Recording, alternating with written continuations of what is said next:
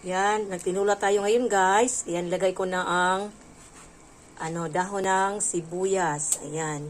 Ano to siya guys? Tuna. Ang inano ko yung malaking ulo guys, yung tinulak ko. Tapos meron ding unod ba. Tapos yung buntot ng tuna. Yan, lagyan ko siya ng maraming kamatis. Tapos itong sili na manghang, yan. At meron din itong onion guys, yan. At meron din itong luya or ginger. Para mas lalong masarap ang ating tinulang tuna. Ayan, napakasarap ito guys. Yan o. At nilagyan ko ito siya guys ng calamansi juice. Para ni siyang sinigang. Pero hindi siya sinigang kasi hindi siya masyadong maasim. Yan, sakto lang guys ang kanyang asim.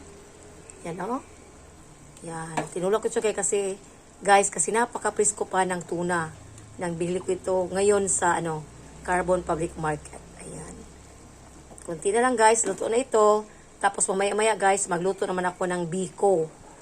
Ayan, kasi request ng aking mga anak. Ayan. Thank you for watching everyone. Ayan, napakasarap ng kanyang sabaw. Ayan, masarap talaga pag tuna. Ating tinula yan. Thank you for watching everyone. I love you all.